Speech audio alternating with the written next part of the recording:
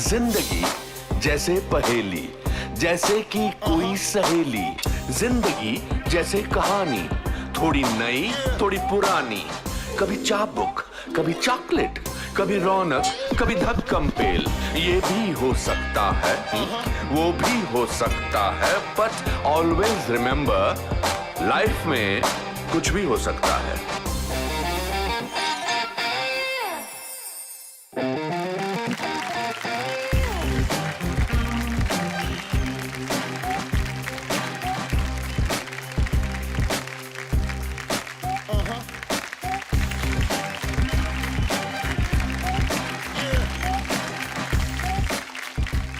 दोस्तों, अगर एक 90 साल के बुजुर्ग फौजा सिंह मैराथन की प्रतियोगिता में भाग ले सकते हैं तो कुछ भी हो सकता है।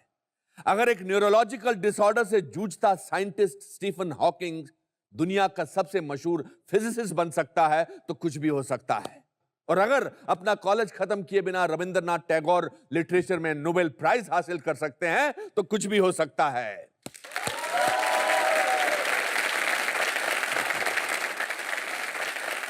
दोस्तों, ऊपर वाले ने हम सबको एक अनोखी पहचान दी है इस जीवन में कुछ अनोखा करने के लिए। इस सोच के साथ welcome to the Anupam Kher show. कुछ भी हो सकता है।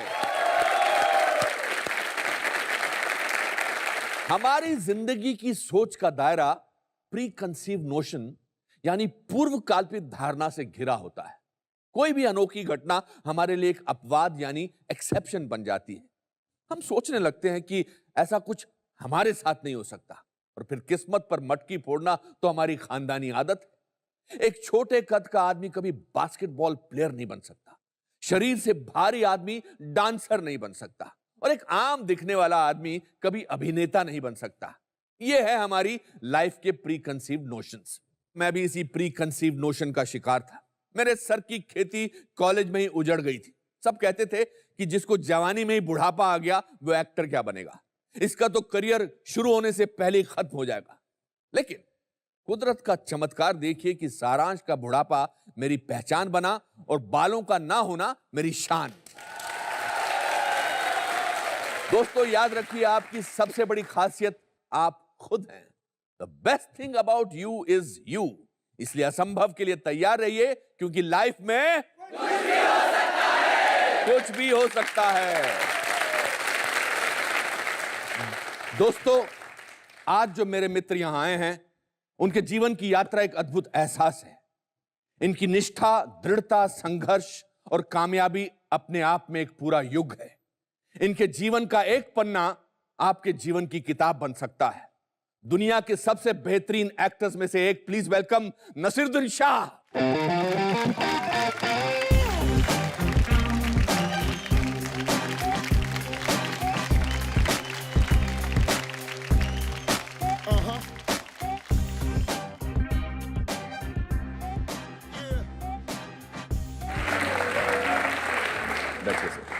यहाँ नसीर साहब, थैंक यू। आपने ज्यादा कुछ तारीफ कर दी मेरी। बिल्कुल नहीं, मैं तो कम शब्द पढ़ रहे थे।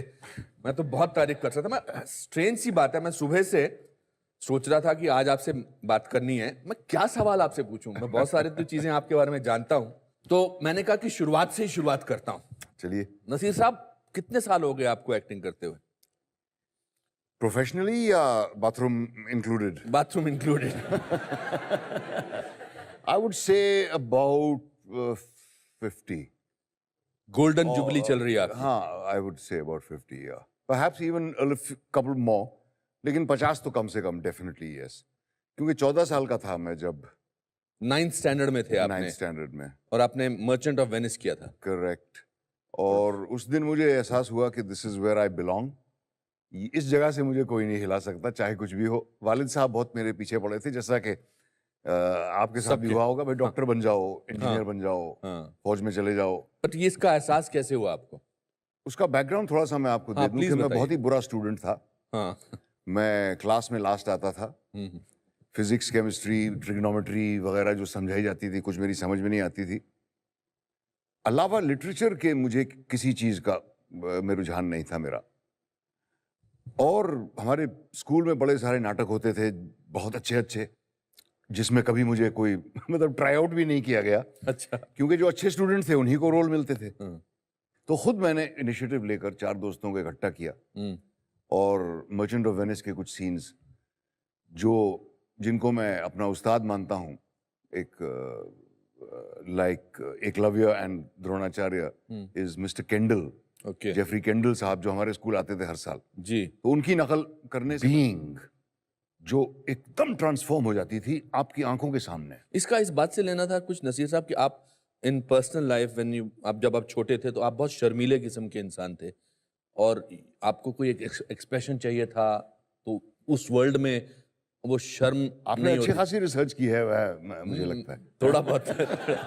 दैट्स ट्रू एंड परहैप्स उनकी नकल करके मुझे एक एस्केप मिल जाता था from the reality which I hated, which was uninteresting.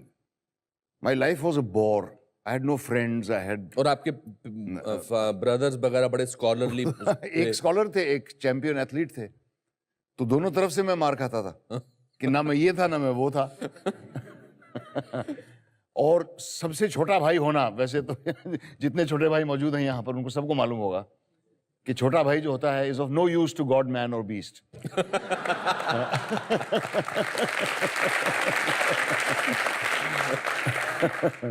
तो आपका शर्मीला होना या इंट्रोवर्टिश होना, इसका रीजन क्या था? ये काश मैं समझ पाता।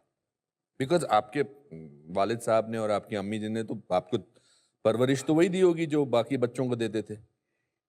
शायद मेरे वालिद साहब को मुझसे उम्मीदें ज्यादा थीं। अच्छा। वो ना उम्मीद रहे मुझसे थ्रू आउट, और इस बात का मुझे अफसोस रहेगा हमेशा कि कभी भी वो रिलेशनशिप हम रिपेयर नहीं कर पाए। तो वो उसका तो गम है। खैर, तो जो आपने वो शायला को परफॉर्मेंसेस किए वो किसको दिखाया आपने? एक नोटिस हमने लगाया। अच्छा। कि class 9 presents merchant of Venice, अच्छा। Directed by Shah Nasir, which is how my name was registered in school. Shah Nasir. Shah Nasir. Okay. And that was the day that my life changed, I have to say. और इसीलिए मुझे theatre से इतना प्यार है और इतना लगाव है और इतना मैं ग्रेटिट्यूड महसूस करता हूँ थिएटर की तरफ कि I can never repay it. And I went on stage, और जो पहली दफा स्टेज लाइटिंग का एहसास मुझे हुआ कि कितनी चौंधिया देने वाली वो रोशनी होती है, जिसकी अब आदत पड़ चुकी है हमें। जी। लेकिन just recall the first time you went on stage, it's blinding, and all you see is a darkness in front of you, vague shapes of heads जो धीरे धीरे आइडेंटिफाइबल होते जाते हैं कि हाँ वो फादर अब वहां बैठा है, वो मेरा दोस्त वहां बैठा है, वगैरह वगैरह। But that takes a time to while to adjust to that brightness. The most intense fear I have ever felt in my life, Anupam, for that 5 or 10 seconds before I spoke. And my heart was thudding. I thought it would burst out of my chest. But then I spoke the line and the audience laughed. और आपको कितनी बारीकी से ये क्षण याद है? हाँ.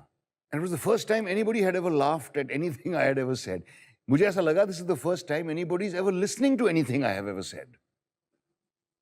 Because I was the zero in the class. आपको अपने होने का एहसास हुआ? हाँ, कि मैं I am worth something. आप कुछ हैं। हाँ। आपके घर वाले वो परफॉर्मेंस देखने आए थे? नहीं। आपने बुलाया नहीं था? वो आए नहीं? नहीं बुलाया नहीं था क्योंकि उन्हें पता ही नहीं था। पता चलता तो 2 हंटर पड़ते। अच्छा। क्या ड्रामा कर रहे हो? एक तो लास्ट आते हो क्लास में, ऊपर से ड्रामा कर रहे हो। क्रिकेट मैच खेलने में छुप के जाया करता था कि एक्स्ट्रा क्लासेस है। So it was that kind of a thing. और मेरे वालिद साहब ने मेरा कोई काम नहीं देखा ऑन स्टेज। एक मेरी पहली फिल्म देखी उन्होंने, निशांत। निशांत देखी। जिसको देख के वो काफी खुश हुए। एक तो मैंने अपना नाम नहीं बदला था। अच्छा। उससे वो बहुत खुश हुए। हाँ। और ये किसी ने सजेस्ट किया था कि आप अपना नाम बदलो, आप फिल्मों में आ गए? जब निशांत की शूटिंग हो रही थी तब ये जिक्र चला। अच्छा। कि भाई बड़ा लंबा नाम है और लोग कैसे प्रोनाउंस करेंगे। तो मैंने कहा भाई शत्रुघ्न सिन्हा छोटा सा नाम है क्या? क्या प्रूव करना चाहते थे आप एक्टर बन के? मजा आता था एक्टिंग करके। प्रूव कुछ नहीं करना आप था। किसी और की जिंदगी जीते थे इसलिए? शुरुआत तो वहां से हुई, ये मैं मानता हूं, और मेरे ख्याल से शुरुआत हर एक्टर की वहीं से होती है। जी बिल्कुल। एक तो अपने होने का एहसास होता है, अपने होने का एहसास होता है, और अपनी पर्सनालिटी की कमियों को, particularly those who want to become actors, अपने आप को एग्जामिन करते हैं कि यार मेरी शक्ल शम्मी कपूर जैसी क्यों नहीं है। तो उन कमियों से एक बचाव पाने के लिए, आई थिंक, एटलीस्ट मेरे साथ तो ये हुआ। फिर आगे कैसी जिंदगी बढ़ी आपकी? Then I went to Aligarh University ji. to study. I did a graduation in BA in English. और वहां मुझे पता चला कि नेशनल स्कूल ऑफ ड्रामा नाम की एक जगह है दिल्ली में, जहां पे बच्चों को ट्रेनिंग दी जाती है थिएटर की, और 200 रुपए महीना स्टाइपेंड मिलता है ऊपर से। जी। मैंने कहा ये तो जन्नत की आप डिस्क्रिप्शन बता रहे हो मुझे। ऐसा तो हो ही नहीं सकता कि आपको सिर्फ एक्टिंग करनी पड़े और ऊपर से पैसे भी मिले। तो मैंने कहा वाह क्या कहने, और मैंने अप्लाई किया और मैं गया। वहां का किस्सा तो खैर आपको भी मालूम है, और जी। और आपके अपने तजुर्बे थे मेरे, but it was the 3 happiest years of my life. मेरे लिए भी एब्सोल्युटली 3 साल जिंदगी सिर्फ उसी माहौल में, थिएटर के, किताबों के, सुबह से रात तक। विश्वास नहीं होता था हाँ। कि ये रियल है। हाँ। फिजिक्स भी नहीं पढ़ाई जा रही, मैथमेटिक्स भी नहीं करवानी पड़ती।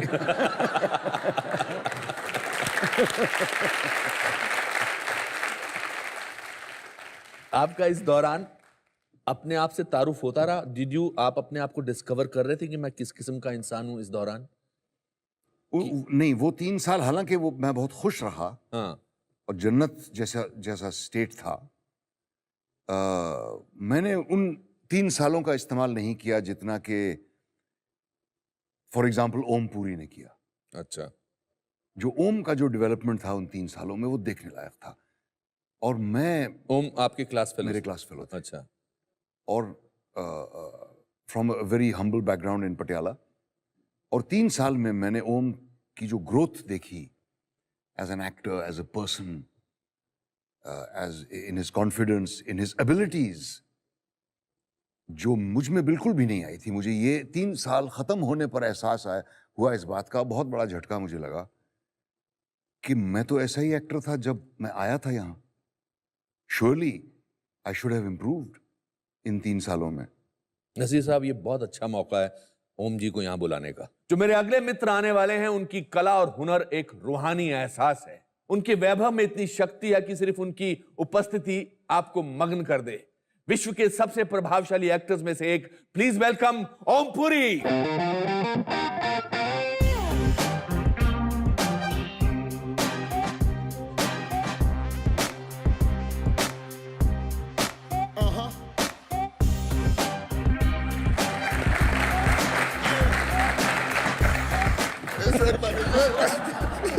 खुश रहो।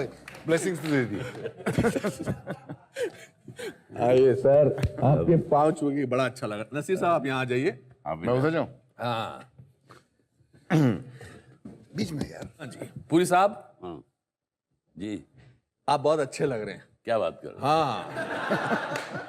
सीरियसली हैं?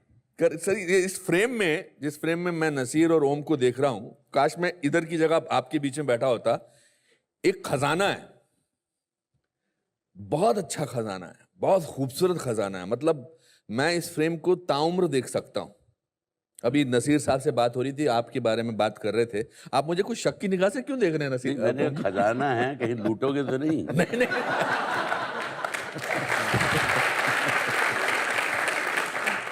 सर, इस खजाने को ना लूटूं तो फिर क्या हुआ? एक्टर बनने का क्या फायदा है फिर? ये बात भी सही है ना। आपके बारे में बता रहे थे नसीर साहब कि आपने जिंदगी की शुरुआत, और मैं भी जानता हूं आपके बारे में थोड़ा बहुत, कि आपकी जो शुरुआत थी वो बहुत ही हम सब की शुरुआत जैसे थी, लोअर मिडिल क्लास से थी, निम्न वर्गीय परिवार से जी। और आपने एक्टर बनना कैसे सोच लिया? ये इत्तेफाक था। जब स्कूल में जैसे आप कबड्डी खेलते थे, हॉकी खेलते थे, ऐसे ही नाटक भी किए। हाँ। 3 शॉर्ट प्लेज किए थे, लेकिन ये तब नहीं था दिमाग में कि मैं एक्टर बनूंगा। मैं दरअसल आर्मी में जाना चाहता था जी, जब स्कूल में था। हाँ। कॉलेज में जाके फिर इसका जो है वो शौक पैदा हुआ, और वो भी उसकी वजह ये थी कि वहाँ पे पटियाला में कॉलेज के दौरान जो यूथ फेस्टिवल होता है उसमें मैंने नाटक में भाग लिया। और उसके जो जजेस थे उनमें से एक हरपाल टिवाना थे जी जो नेशनल स्कूल ऑफ ड्रामा से पढ़े हुए थे। जी जी। तो बोले तुम हमारा थिएटर ज्वाइन करो। अच्छा मैंने कहा जी मैं नहीं कर सकता कि मैं दिन में नौकरी करता हूँ और शाम को कॉलेज जाता हूँ। अच्छा तो बोले क्या नौकरी करते हो? मैंने कहा जी कॉलेज में लैब असिस्टेंट हूँ। अच्छा तो उन्होंने कहा तुम ऐसा करो, तुम डे स्कॉलर हो जाओ और नौकरी हमारे यहाँ करो और नाटक में काम करो। वो नौकरी है। वो नौकरी है। अच्छा मैंने कहा यार और क्या चाहिए? और कितनी तनख्वाह मिलती है? मैंने कहा 125। बोले मैं 150 दूंगा। वाह। तो तुम आ जाओ। अच्छा तो मैं ही एक एक्टर था जिसको पैसे मिलते थे थिएटर में 150 रुपया महीने का। महीने का। वाह। और आपने वो आर्मी ज्वाइन करने का ख्वाब क्यों छोड़ दिया या ख्याल क्यों छोड़ दिया?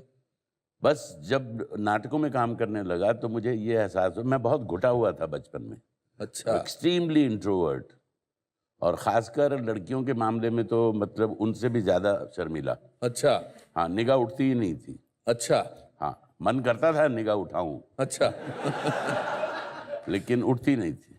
दो शर्मीले लोग एक्टर बनना चाहते थे जो बिल्कुल एक्सट्रोवर्टिश है। हाँ, लेकिन मुझे ये महसूस होता था कि मैं जो जिंदगी में महसूस करता हूँ, जो डिस्पैरिटी है जिंदगी की, जिससे चुभन होती है, जिससे तकलीफ होती है कि क्यों गुर्बत है दुनिया में, क्यों कोई अमीर है कोई गरीब है, ये सब चीजें जहन में आती थी। और आप कुछ कहना चाहते थे, कुछ कम्युनिकेट करना चाहते थे, तो जिस तरह के हम नाटक कर रहे थे जो कि सोशली रेलेवेंट थे, तो ऐसा लगता था कि आपके जो अंदर के भाव हैं उनको ज़बान मिल रही है, उनको आप प्लेस के जरिए आर्टिकुलेट कर रहे हैं।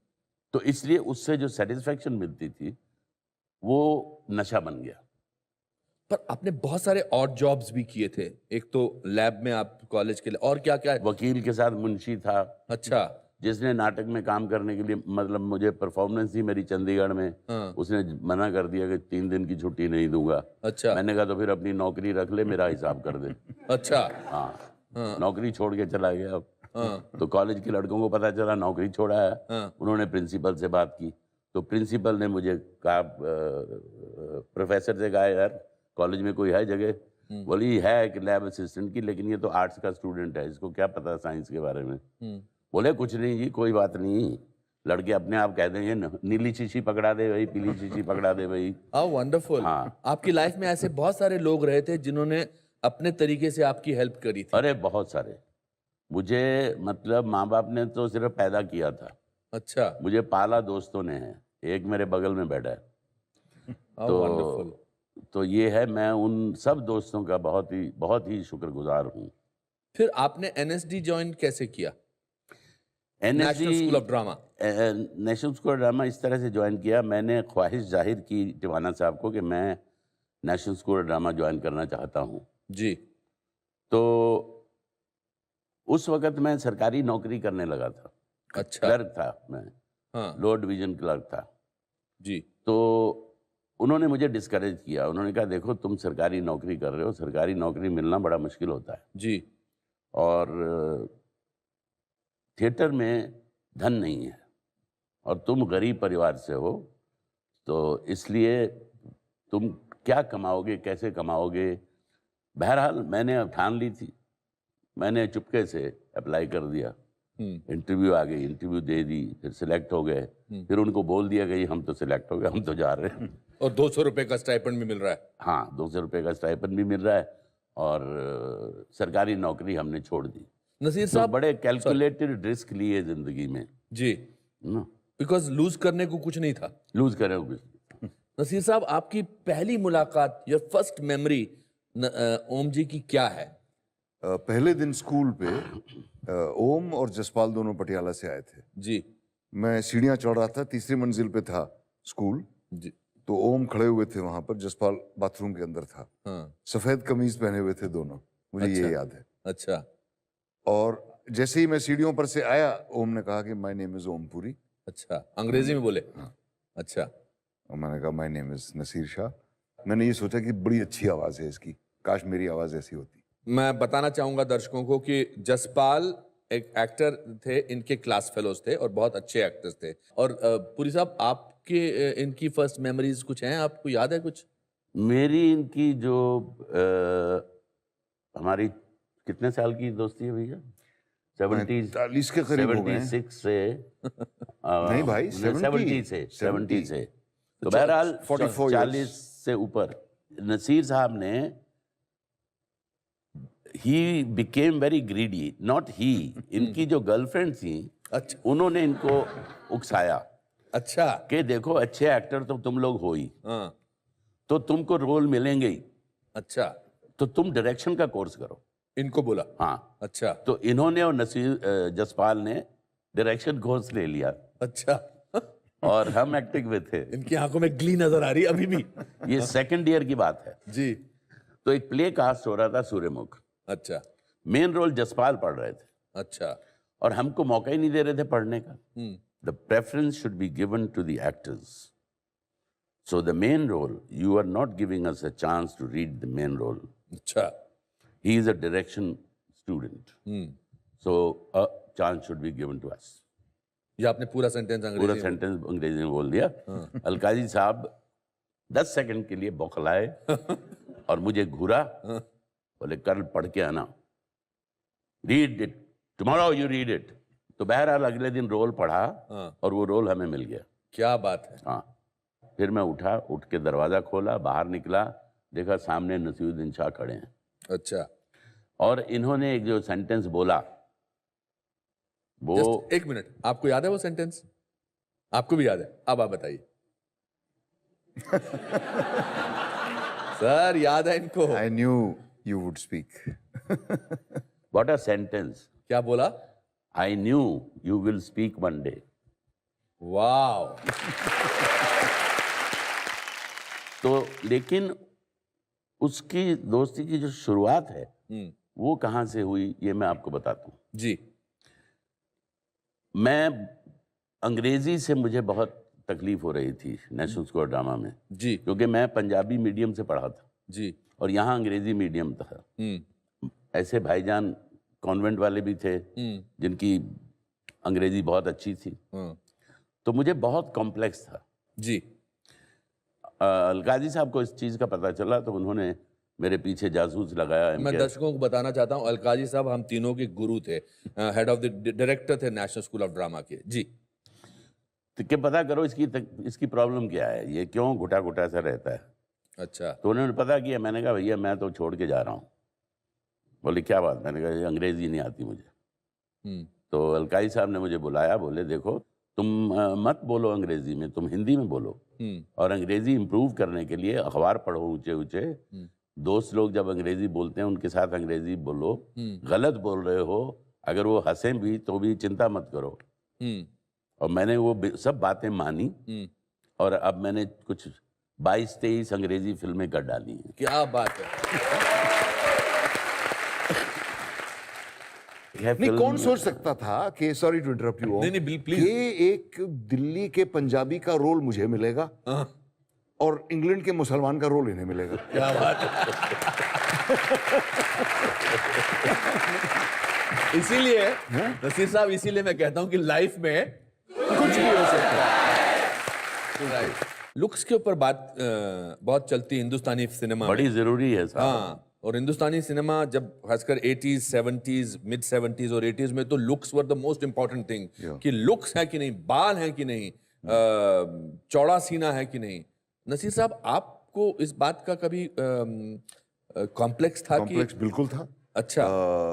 हालांकि हौसला बढ़ाने के लिए शत्रुघ्न सिन्हा और अमिताभ बच्चन जैसे एक्टर भी अपीयर हो गए थे तब तक। जी जी। सिर्फ खूबसूरत चेहरे नहीं थे जी, ये कैरेक्टर वाले चेहरे भी आने लगे थे। जी। और मुझे ये मालूम था कि मेरी शक्ल फिल्म स्टार जैसी नहीं है, और इसको बात को एक्सेप्ट करने में तकलीफ तो हुई, लेकिन I was able to live with it. And I realize कि मुझ में एडवांटेज ये है कि मैं अपने चेहरे को बदल सकता हूँ।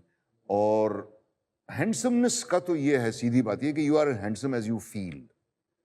एक ओम की और मेरी तस्वीर है एनएचडी के दिनों की, जिसको देख के शबाना आजमी ने ये कहा कि दो इतने बदशक्ल इंसान कैसे ये जुर्रत कर सकते हैं एक्टर बनने की। ना तो तुम्हारी हिम्मत कैसे हुई यहाँ हिम्मत आने कैसे की? हुई तुम्हारी? क्या So it is really, I think it's really a question of confidence. मुझे ऐसा भी लगता है कि बिकॉज खूबसूरती एक मापदंड नहीं थी हमारे लिए या आप लोगों के लिए, मैं तो खैर बचपन से ही खूबसूरत था, तो शायद तो उसकी वजह से आई थिंक अपने क्राफ्ट पे हमने ज्यादा ध्यान दिया, बिकॉज हमको कुछ और प्रूव करना था। पुरी साहब, ऐसा आपको लगा था?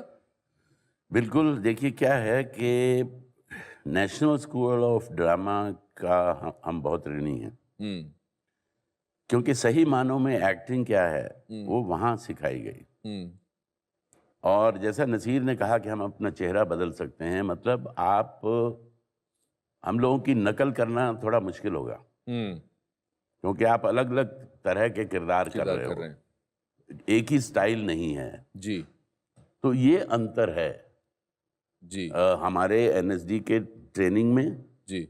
और बाकी जो अपनी चेहरा शीशे में देख के आते हैं उनमें। आप दोनों को कभी आपस में नसीर साहब एक दूसरे के प्रति जेलसी का ईर्ष्या नहीं बहुत हुई मुझे।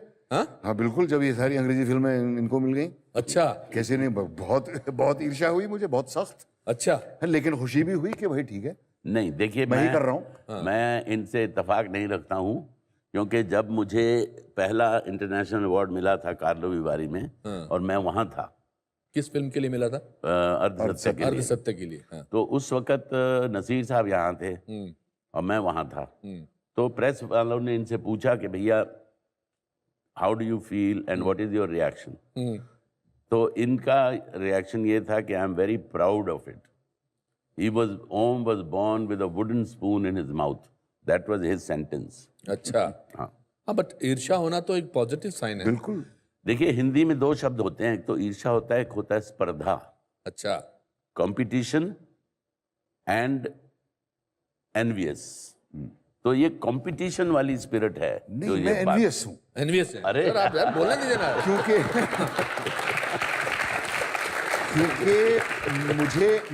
क्योंकि ओम का जो अर्धसत्य का जो परफॉर्मेंस है, मुझे नहीं लगता मैं ऐसा परफॉर्मेंस कर सकता हूँ। सच बोल रहे हैं आप? बिल्कुल सच्ची बात है।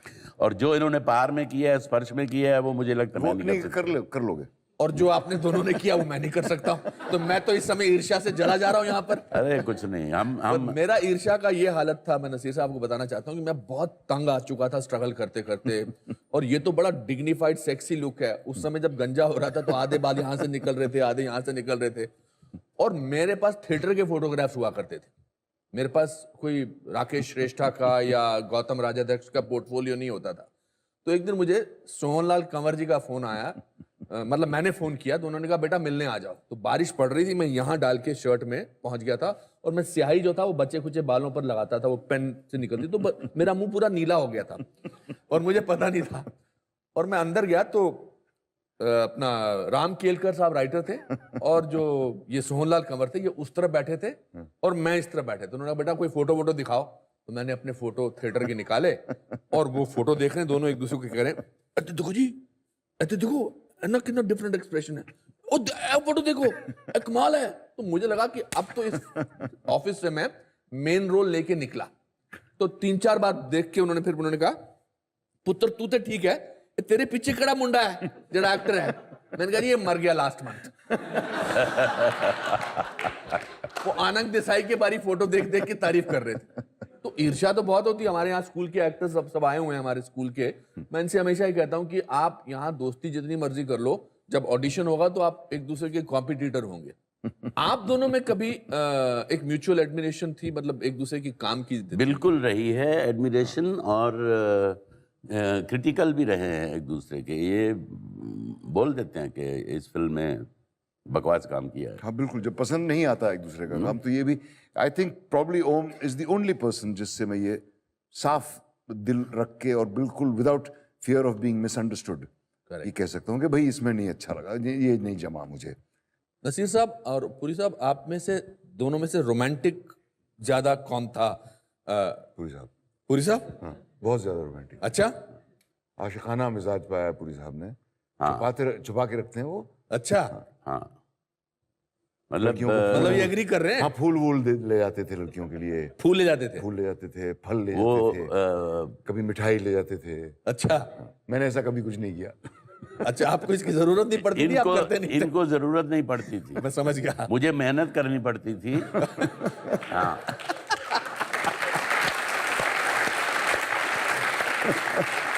ये अपनी अंग्रेजी से इतना प्रभावित कर लेते थे कि जो मोहतरमाएं हैं वो खिंची चली आती थी चुंबक की तरह। अच्छा, और हमको भीख मांगनी पड़ती थी।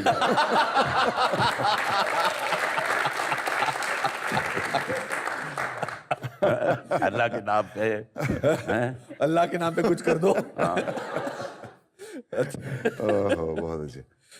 When you look back, आप दोनों जब अपनी जिंदगी को देखते हैं तो उसको अगर समअप किया जाए नसीर साहब कि तो क्या पाया और क्या खोया आपने? एक अपने वालिद के साथ रिलेशनशिप जो था वो खोया, उसके अलावा सिर्फ पाया है। बहुत मैं अपने आप को खुशकिस्मत मानता हूँ। थोड़े सा क्रेडिट इसका मैं भी लेता हूँ कि मैं सही जगह पर सही वक्त पे मौजूद था। I think I have had very good luck. पुल साहब आपने? नहीं, मतलब मुझे कोई शिकायत नहीं है जिंदगी से, क्योंकि इतनी लंबी जर्नी कहाँ से शुरू हुए और कहाँ पहुँच गए। लेकिन फिर भी ये कह देना कि नहीं इसके बाद जगह नहीं है, तो वो तो इट्स इक्वल टू डेथ। तो लेकिन गिला भी है, क्योंकि हमने इतनी अच्छी अच्छी परफॉर्मेंसेस देखी हैं इंटरनेशनल सिनेमा में, तो बड़ी कुफ्त होती है कि वो मौके हमको क्यों नहीं मिले, हम में दम है वो करने का। I would prefer to think कि हम एक ट्रांजिशन का हिस्सा हैं। जो कुछ हमारे हिस्से में आया है, I think it's been pretty good. Naseer साहब, आप मुझे इतने सालों से जानते हैं? आपने मुझे बैंड्रा के चर्च के पास एक बार जब मैंने अपनी जिंदगी में पहली गाड़ी खरीदी थी और आप अपनी गाड़ी से गुजरे थे, मुझे वो विजुअल जिंदगी में कभी भूलता ही नहीं। तो नसीर साहब ने मुझे कहा था ऐसे, और इनके चेहरे पर इतनी खुशी थी कि मुझे वो खुशी का एक्सप्रेशन कभी भूलता नहीं। मगर मुझे आपसे एक शिकायत है। अच्छा, आज जो इन्होंने घड़ी पहनी हुई है, ये मुझे जलाने के लिए इन्होंने मुझे 3 बार बोला कि ये घड़ी मुझे नसीरुद्दीन शाह ने दी है। और आपने जो घड़ी पहनी है वो बिल्कुल ऐसी घड़ी है। जरा दोनों अपनी घड़ी दिखाइए। भाई इनका स्ट्रैप ज्यादा फैंसी है। मतलब आपने इनको बेटर नहीं, स्ट्रैप बदलवा लिया है इन्होंने। तो भी आप तो आपका गिफ्ट ड्यू है। आप मुझे जरूर कुछ गिफ्ट दीजिए, बहुत जरूरी, ताकि मैं भी कहीं दिखा सकूं कि ये गिफ्ट मुझे नसीरुद्दीन शाह साहब ने दिया। मैंने आपके साथ एक अच्छी फिल्म में काम किया, हम हालांकि मिले नहीं उस फिल्म में ज्यादा, वेडनेसडे में, और ये आपके रूममेट या आपके क्लास फेलो थे। इसका मतलब कई बार दे चुके हैं गिफ्ट। जब मैं फिल्म इंस्टीट्यूट की इंटरव्यू के लिए गया था, मेरे पास डिसेंट शर्ट नहीं था, तो इन्होंने अपना शर्ट दिया था। बोले ये शर्ट उतारो। नमक लेके घूम रहे हैं। और क्या किया इन्होंने आपके लिए? भैया मैं इनका बहुत ऋणी हूँ, क्योंकि सचमुच मतलब वैसे गोविंद निहलानी, श्याम बेनेगल मैं मानता हूँ मेरे मेंटर हैं यहाँ, लेकिन मुझे जो धक्का दिया है, अगर ये नसीरुद्दीन शाह मुझे धक्का नहीं देता तो मैं आज यहाँ नहीं पहुँचता। क्या बात है, क्या बात है। ये जब फिल्म इंस्टीट्यूट से इन्होंने immediately national school of drama के बाद फिल्म इंस्टीट्यूट ज्वाइन कर लिया, छुट्टियों में आए और मेरे साथ रहे, और मुझे कहा तुम जो है फिल्म इंस्टीट्यूट आओगे, आना पड़ेगा तुमको। अच्छा। आना पड़ेगा। मैंने कहा भैया मेरे पास धन नहीं है, मेरे पास कुछ धेला भी नहीं है। ही सेड नहीं, you beg borrow steal but you have to come to film institute. Puri साहब, आजकल ऐसी दोस्ती नहीं है, इसकी क्या बेसिक बुनियाद है? दोनों को अपने आप में कॉन्फिडेंस है कि हम में कुछ है, दोनों के पास है। आज हम हिंदुस्तान के सबसे ज्यादा पढ़े लिखे एक्टर हैं। क्या? क्योंकि मतलब आप, हम या हम दोनों। अच्छा, क्योंकि हम तो आपको इंक्लूड नहीं कर रहे। हम फिल्म इंस्टीट्यूट भी गए हैं, हम नेशनल स्कूल ऑफ ड्रामा भी गए हैं। अच्छा, और कौन गया बताओ? दोनों मैं भी गया हूँ 6 महीने के लिए इंस्टीट्यूट। हम 2 साल के लिए गए थे। अच्छा, माफी 3 साल सर, माफ कर दीजिए, 3 साल। कुछ रहो तीन साल नेशनल स्कूल ड्रामा और 2 साल फिल्म इंस्टीट्यूट, 5 साल। अब मैं आपको एक किस्सा सुनाने वाला हूं, आपको बुरा लगेगा कि आपने मेरे को उसमें शामिल नहीं किया। क्यों? क्या? 1972 में आप शिमला में एक प्ले करने आए थे। जी। इनको याद आ गया। पांचवा सवार। जी। आप और नसीर साहब दोनों। जी। जी। तो मुझे किसी ने कहा कि एनएसडी के बड़े अच्छे कमाल के एक्टर आए हुए हैं, तो मैं भागा भागा वहां पहुंचा और मैंने, किसी ने कहा कि ओमपुरी साहब का जो कॉस्ट्यूम का कोट था वो गायब है, और आप बड़े अपसेट थे कि मैं उसके बगैर मैं एक्टिंग कैसे करूंगा। जी। और मैंने आपसे कहा था जी मैं अपने पिताजी का कोट आपके लिए ला सकता हूं। बिल्कुल सही है। याद है? याद है। मेरे पिताजी ने वो कोट पहना हुआ था, मैंने उनका वो बंद गले का कोट उतरवाया और आपको पहनाया था मैंने। सर मैं, अभी मेरी बारी। नहीं नहीं,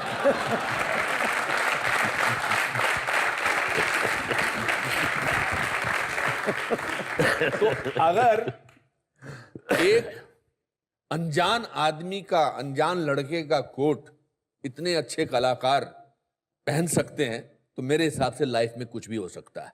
अरे बिल्कुल। है ना? आपकी लाइफ में कोई ऐसा फैक्टर हुआ जिसमें आप कह सकें कि यार ये हो सकता है ना, तो कुछ भी हो सकता है? अब ये अपने आप में यही एक है कि एक 6 साल का बच्चा चाय की दुकान पे चाय के गिलास धो रहा है और आज वो ओमपुरी बना बैठा है, तो जिंदगी में कुछ भी हो सकता है। क्या बात है। वाह। नसीर साहब आपके, मैं ओम का ही एग्जाम्पल दूंगा। अच्छा। क्योंकि काफी कुछ जो मैं करना चाहता था ही हैज अचीव्ड। कौन सोच सकता था, फॉर एग्जाम्पल जब हम तीनों एनएसडी में थे, हालांकि आप उस वक्त हमारे साथ नहीं थे, बट कि हम तीनों का रास्ता इस तरह बनेगा, किसको मालूम था? नहीं। अपने अपने रास्ते मिल ही जाते हैं और उन रास्तों पर जो भी मिले उसे एम्ब्रेस करना चाहिए, क्योंकि वाकई में कुछ भी हो सकता है। How wonderful, how wonderful. चलिए, यहां आई स्टूडेंट ऑडियंस, क्या आप चाहते हैं कि हम आपको भी एक ऐसा मोमेंट दें जिसे आप कह सकें कि मेरी लाइफ में कुछ भी हो सकता है? तो मैं आप में से किसी एक का नाम चुनूंगा इसमें से, और जिसका नाम नसीर साहब निकालेंगे उसे मौका मिलेगा स्टेज पर आने का। नसीर साहब।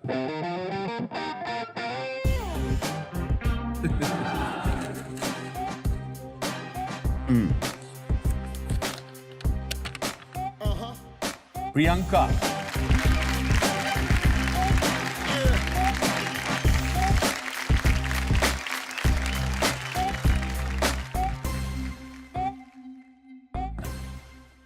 हेलो बेटा, कुछ लो bye. It's so strange Priyanka, जब आप बैठिए, प्लीज बैठिए। जब आप नसीर साहब ये निकाल रहे थे, पर्ची ऐसे निकाल रहे थे, तो मेरी नजर ऐसी गई थी, तो प्रियंका ऐसे कर रही थी। एक्ट्रेस बनना चाहती हैं, ऑब्वियसली हमारे स्कूल में पढ़ती हैं। तो आपको कभी जिंदगी में सोचा था कि आप दो इतने महान कलाकारों जी के साथ? बिल्कुल नहीं, कभी नहीं सोचा था। और ये कुछ भी हो सकता है। कुछ भी हो हाँ, सकता है। कुछ भी हो सकता है। आप और लाइफ को पुनर्जन्म देते हो। जो सचमुच जिंदगी में होता है या हो सकता है या हुआ है, उसको रिक्रिएट करते हो। तो उसके लिए आपको जो जिंदगी आप देखते हो सड़कों पे, अखबार के जरिए, फिल्म के जरिए, उसको आप महसूस करो, उसको आप इम्बाइब करो अपने अंदर, और फिर कंप्यूटर की तरह है वो, आपने उसको जहन में भर लिया, जब ज़रूरत है आप स्विच ऑन करेंगे और वो आएगा।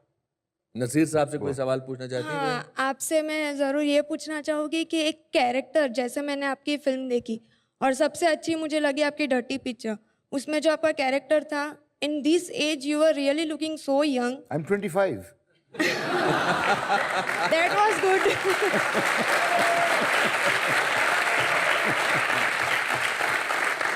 तो हमेशा हमें ये कुछ लोग बाल काले करते हैं, हाँ, ये मैं सफेद वाइट करता डाई हूँ। करते हैं। तो ये पूछना चाहूँगी कि एक कैरेक्टर में आना, जैसे हमें स्टूडेंट्स को सिखाया जाता है बी इन दैट कैरेक्टर, तो वो हम कैसे लाएं, मतलब एक कैरेक्टर में आना? अब देखिए, शुक्रिया एक तो आपने जो कहा उसके लिए। जो भी कैरेक्टर आप करते हैं उसको अपने अंदर खोजना चाहिए, बाहर से उसकी एक मेंटल तस्वीर बना के नहीं। ओम ने बड़ी अच्छी बात कही कि जिंदगी को आपको इस्तेमाल करना चाहिए एज योर इनपुट, ना कि दूसरी फिल्मों को। मैं ये बात ऐड करूंगा टू व्हाट ओम सेड। और अपने अंदर अगर आप खोज के देखें, अपने आप को अलग अलग सिचुएशंस में डाल के देखें, तो आपको एहसास होगा कि हर एक इंसान के अंदर हर एक किस्म का पोटेंशियल होता है। एक राजा से लेकर एक भिखारी तक जितनी रेंज है इंसानों की, वो हर एक कैरेक्टर का पोटेंशियल हमारे हर एक के अंदर है, उसको खोजना पड़ता है। प्रियंका, ओमपुरी साहब की और नसीर साहब की पसंदीदा चीज आपको एक गिफ्ट के रूप में दी जाएगी। आइए।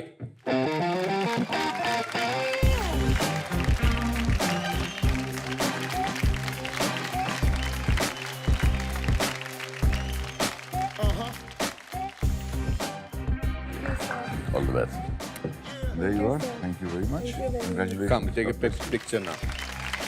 बाकी लोगों को ईर्ष्या हो रही है।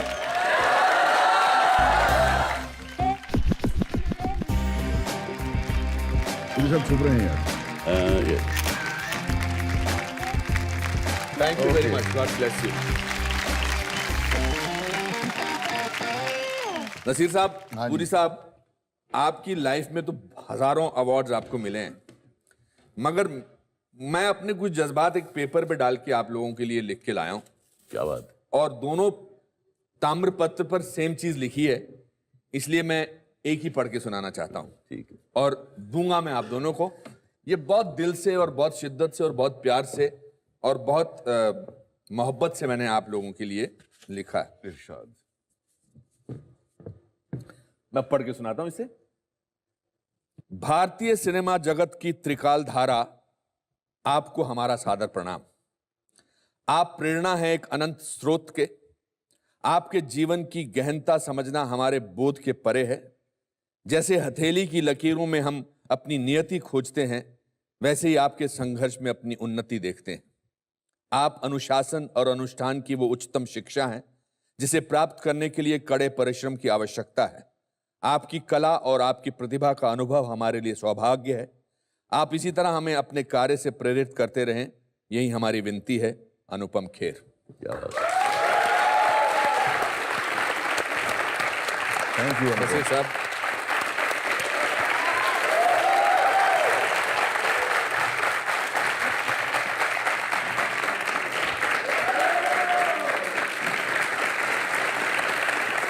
Thank you.